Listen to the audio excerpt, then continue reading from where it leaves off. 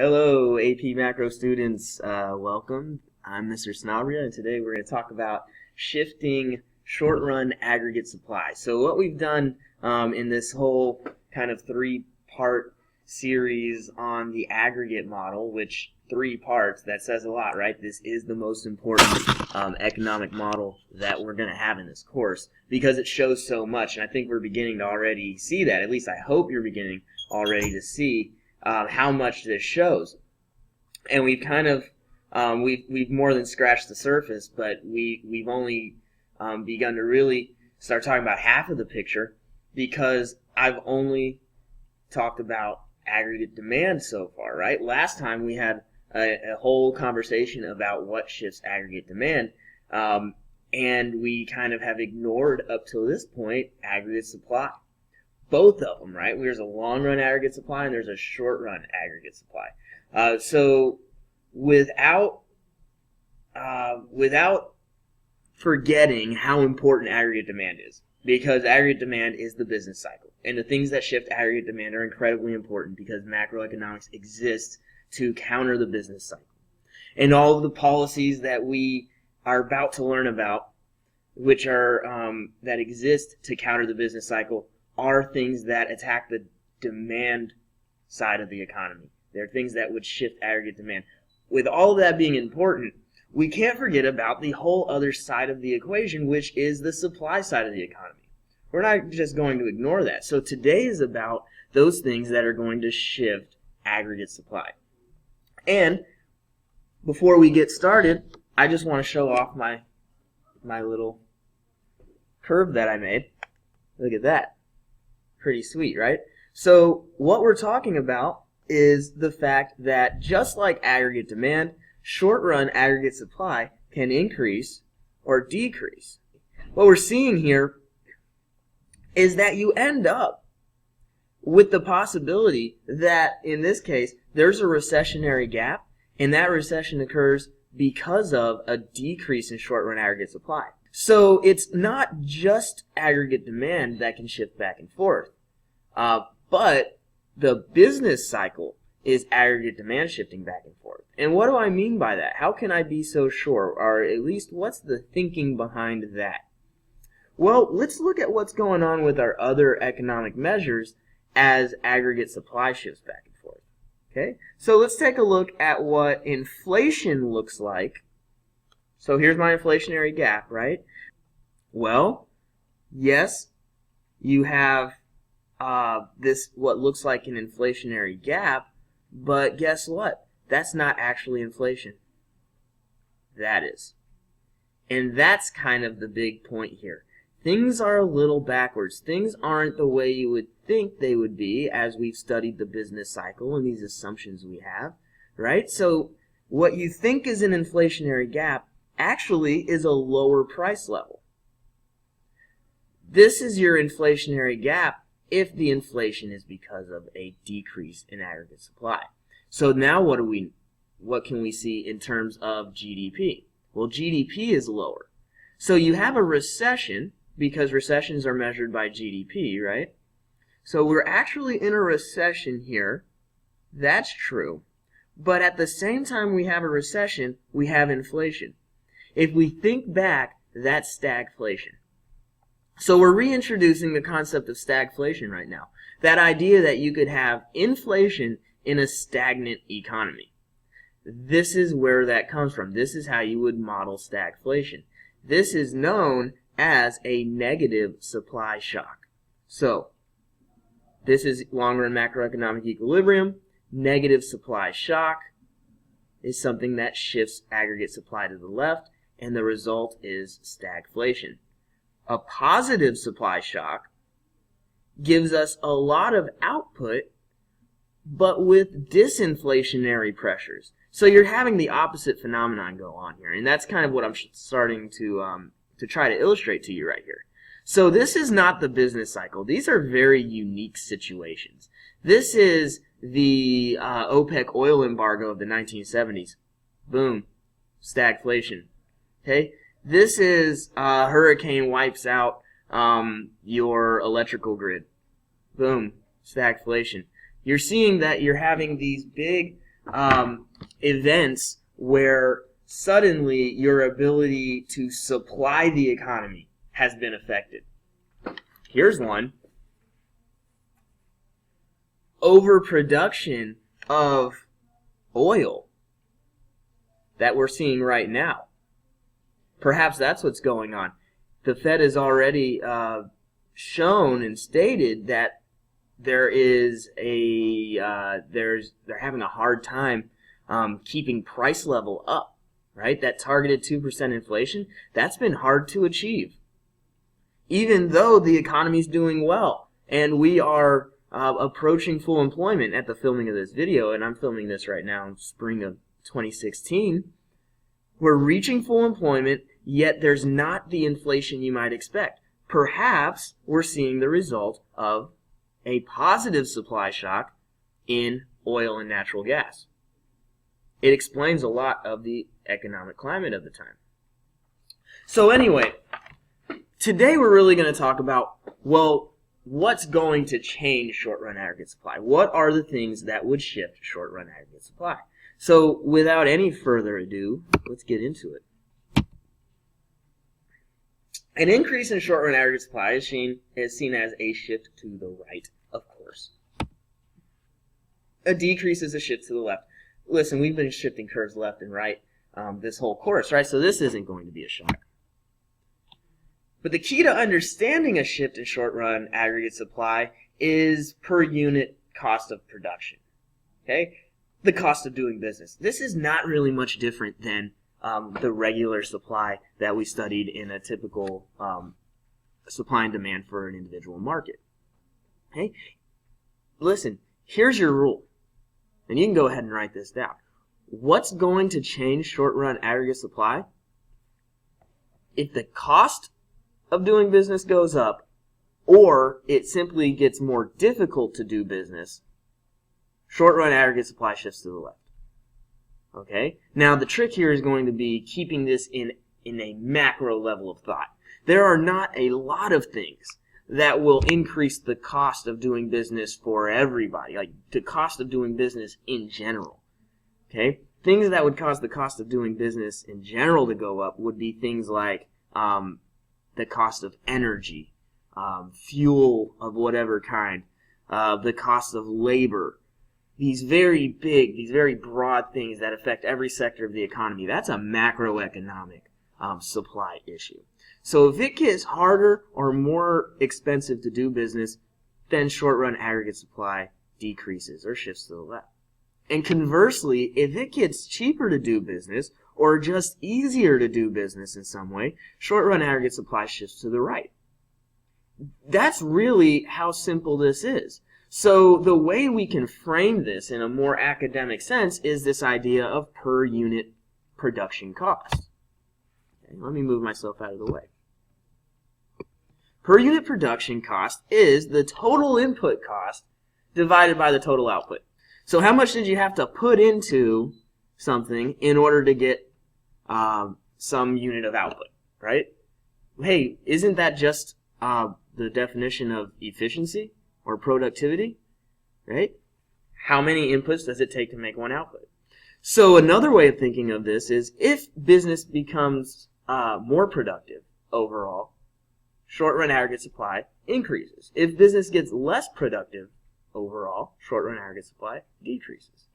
So this is really actually a quite simple topic. We're going to talk about some specific things that will cause these changes, but just keep in mind, cost or ease of doing business. It's going to affect short-run aggregate supply. So what are then the determinants of short-run aggregate supply? Well, input prices. Hey, there's that cost of doing business, right? Productivity. That's the idea of taking that cost of doing business and thinking of it in terms of per unit production cost. And then the legal and institutional environment, because guess what?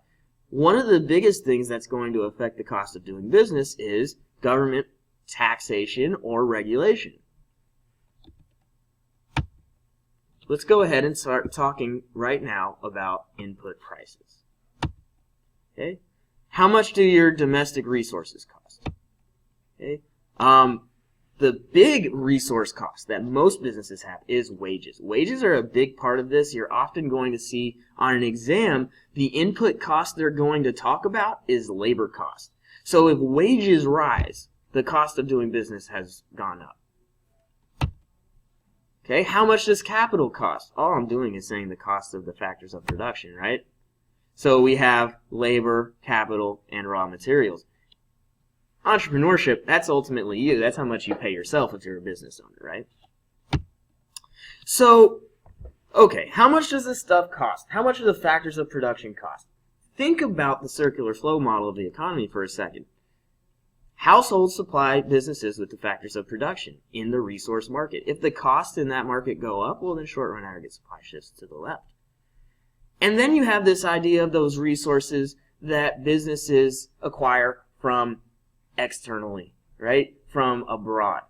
Foreign resources. Okay? Now we're getting into imports, right? If a company uses steel that's produced in South Korea, they have to import that steel. And we know that imports and exports are affected by Forex.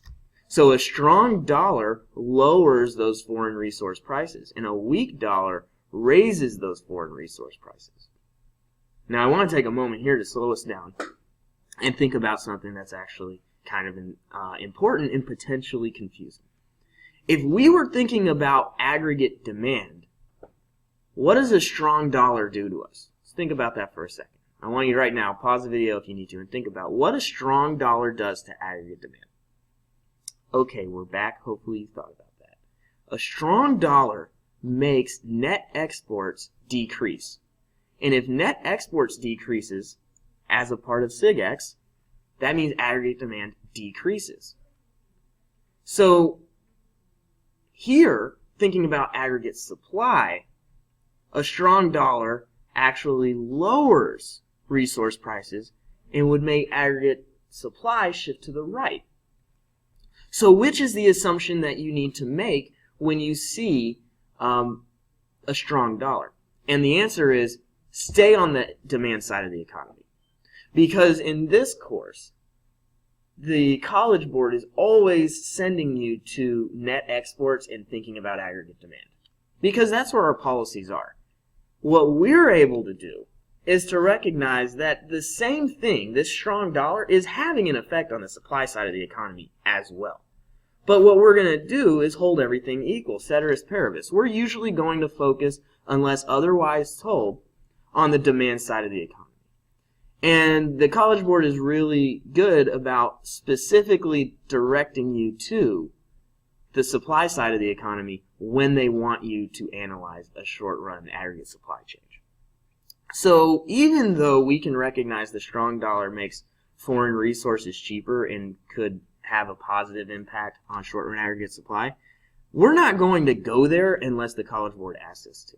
So as far as Forex and currency appreciation and depreciation is concerned, assume, unless otherwise told, net exports is affected and aggregate demand therefore is affected. Hopefully that made sense. And then you have this idea of market power. So in the case where there's a monopoly or a cartel that controls resources, there could be issues with that. And we're getting into kind of political supply shocks. And I mentioned the OPEC oil embargo. Okay, in the 70s, the Organization of Petroleum Exporting Countries, OPEC, was able to say, hey, we're not going to export oil. So it raised the price. It actually, more than raised the price, it actually severely limited the supply of oil, and it made everything harder to do because that's a macroeconomic event. And so you saw a big shift to the left in short-run aggregate supply.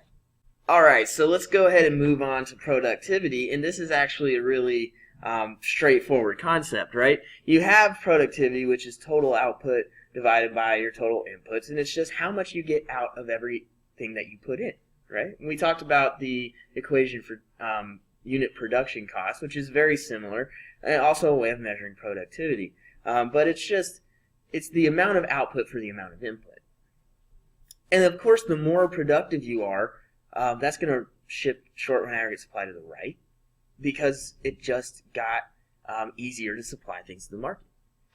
The less productive you are, or a decrease in productivity, would shift short-run aggregate supply to the left because it just got harder to bring things to the market. There is one thing I want to kind of slow down and talk about with productivity, because sometimes it's hard to really grasp what the essence of what it is to be productive. And that is this. If you are more productive, what that means is you didn't actually get more stuff. You didn't get another factory. You didn't get more employees. You didn't get any more resources at all. What productivity is saying is that the stuff you do have, you're using it better. That's what it is to get more productive. And the cool thing about productivity is that when you get more productive and you're saying, I didn't get any more stuff, I'm just using the stuff that I have better, well then the result is as if you did actually get more stuff. So let me kind of go back through that. Let's say I have 5 employees and they're able to make 10 sandwiches in an hour. If I can make them better at what they do by maybe creating a more skilled workforce, I might be able to get those 5 employees to make 15 sandwiches in an hour. Well, if they can make 15 sandwiches in an hour, then obviously our ability to supply the market has increased, right? So apply that increase in productivity to every industry, every sector in the economy broadly, and you'd see an increase in short-run aggregate supply. But the cool thing here is that everyone getting more skill, everyone being able to make more sandwiches, my same 5 employees, I really do see an increase in labor as a resource. Not because I have numerically more employees, it's just that for every employee I have, I get more bang for my buck, so to speak. So I really want you to understand productivity in that way. That it's as if you got more of the resource without actually getting any more of the resource, because you're getting more out of the resources you already have. So make sure you can think about productivity that way. But it's hugely important. And then finally, we've got this legal and institutional environment, and we're looking at taxes and subsidies for part of this story. And you know, if the government raises taxes on businesses, then you have a decrease in short-run aggregate supply. Because if you're getting taxed more to do your business, then it just got more expensive to do business, right? And likewise, subsidies, which is a tax break, okay, makes it cheaper to do business. Makes it more desirable financially to do business. And so short-run aggregate supply would then shift to the right. Pretty simple relationship there. Very similarly, you have government regulation. And government regulation has a very similar effect in that the more government regulation there is, there's a shift to the left of aggregate supply because it just got harder to do business. And the less government regulation, there's a shift to the right of aggregate supply because it just got easier to do business. There's also a cost associated with complying with any regulation. You might have to just hire somebody who oversees complying with some new environmental regulation or labor regulation. Or perhaps you have to provide some sort of benefits package to your employees because of some regulation. That's going to be an expense. Now, what we're not suggesting here is that these regulations they shouldn't have happened in the first place because it made it harder to do business or anything like that. That would be a normative economic conversation, and that's not what we're attempting to do here. We can debate the policies and the regulations and how effective they are and how useful and needed they are. You can have that political conversation all you want. But what we're recognizing here is that regardless of the intention or reason for any regulation, it does cost a business money to comply, and it also makes it a little harder to do business. And so you do see a shift to the left of the short-run aggregate supply curve with more regulation, and you see a shift to the right of short-run aggregate supply with less regulation. So that's the end of the slideshow. Not too bad today. But guess what? We kind of neglected to talk about long-run aggregate supply. What's going on there? What is going on with long-run aggregate supply? Let me get my model here. We've got long-run aggregate supply, and it just sits there right in the middle. And does it just never move? I'm going to get this straight at some point. Does it never, ever move? Well, no, that's not true. Of course it moves sometimes. Let's think back to how we made the analogy of the long-run aggregate supply is really just like the production possibilities frontier. If you pulled it off of the PPF and you straightened it up and you just threw it down right here in the middle at the level of full employment. And we've been understanding that, and hopefully we really do understand that right here the level of unemployment is 5%, the full employment unemployment rate. But I do need you to understand that there is something that can shift long-run aggregate supply. And they're the same things that would shift the production possibilities frontier. So hopefully right now in your mind you're thinking, oh, the factors of production. And that's true. An increase in your economic resources will shift long-run aggregate supply to the right.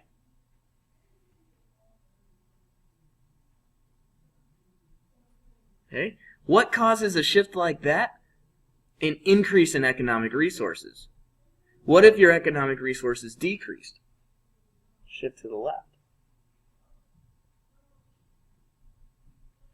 Okay? So long-run aggregate supply can, in fact, shift left and right. It is not the thing that we want to shift left and right unless it specifically told to. Now, there's going to be times, and the AP uses this, not the AP, but the College Board uses this kind of language often, and I think it's not needed and a little bit confusing for students, but I got to tell you, one thing that the College Board will say is what will happen to aggregate demand in the long run? Or what will happen to short-run aggregate supply in the long run? And if you see that term long run, don't just think, oh, they must be talking about long run aggregate supply, because they're not. They're just throwing out the words long run when what they really want you to do is show the effect on aggregate supply or aggregate demand. The only time you're going to shift long run aggregate supply is if the College Board specifically says what would be the effect on long-run aggregate supply. All four of those words. Don't just see long-run and think they're talking about long-run aggregate supply. Not the case. So they might actually say, what's the effect on long-run aggregate supply? And if there's no change in the economic resources, your answer would be there is no effect on long-run aggregate supply. Because a lot of times they're just trying to trick you. They're just trying to see, do you know that the only thing that's going to change long-run aggregate supply is a change in the factors of production? And the answer may be, when they ask you what's the effect on long-run aggregate supply, the answer might be, there is no effect. The other thing that you need to be aware of is that you might need to recognize that there was a change in the factors of production and then be able to explain, okay, that would be a shift in long-run aggregate supply.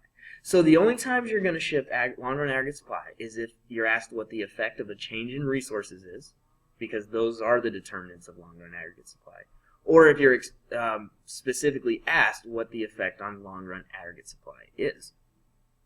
The next thing I want to talk about, and this is the last thing we're going to say about short-run aggregate supply for now, is that we come back to it.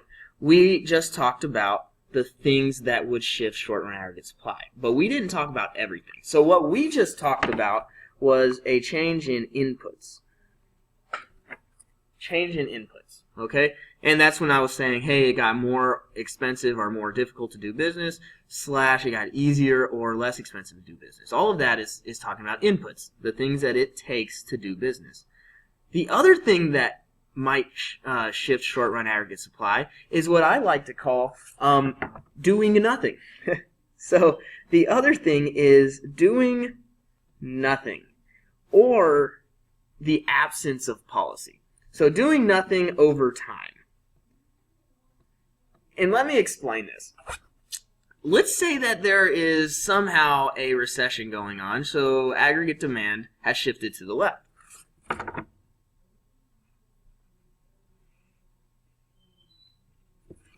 Okay.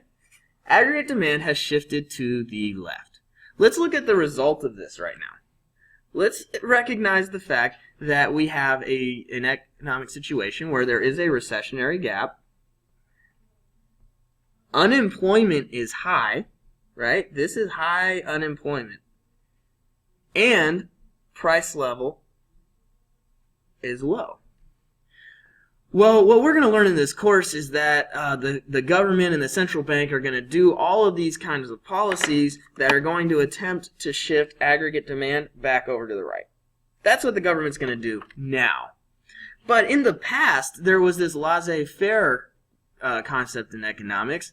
The classical economists would agree with this, where what you should actually do is not do anything and let the economy fix itself. Okay?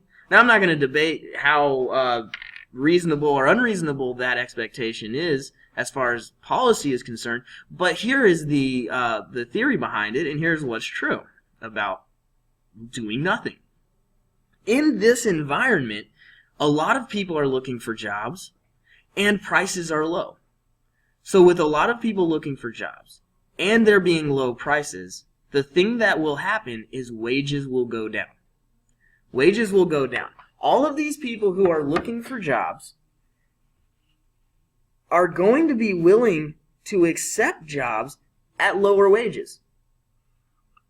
All right? Think about that for a second. Of course it's true. If I haven't had a job and a ton of people all around me don't have jobs and prices are low, I would say, yeah, hire me. I'll work. I'll work for $5 an hour. I don't care. And if wages go down, that really is just a change in inputs, right? And a change in inputs, we already established, is the thing that changes short-run aggregate supply. So how would wages decreasing affect aggregate supply in the short-run aggregate supply? It would increase it, right? So aggregate supply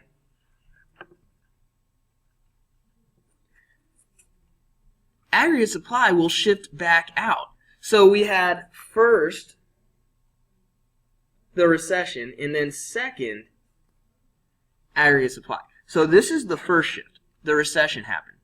Then that drove down wages. And wages going down makes it easier to do business, so aggregate supply increases, and that will bring us back to equilibrium. So we move from here to here to here. A, B, and C. That's what I mean by short-run aggregate supply changing in the absence of any policy. Doing nothing and letting time pass. This is how the economy would correct itself. Now, in the meantime, while the economy is correcting itself, you might have a lot of poverty in the extreme cases like the Great Depression, starvation, and people being, a lot of social turmoil and things that you may not want to accept. However, given enough time, this is what should happen. Because in this environment where a lot of people need jobs and prices are low, then people will get hired eventually at lower prices. Wages have been driven down. And that's an input. So doing nothing over time really isn't any different than input change, but it's a certain way that change in input prices happen that I want you to recognize as kind of its own scenario. So that's all we got for today. We talked about shifting short-run aggregate supply, and we talked about shifting long-run aggregate supply, and that's going to be it for the aggregate model. We're not going to stop using it, but now you know it. So from here on out, we're manipulating it. That's all for today. Happy studying.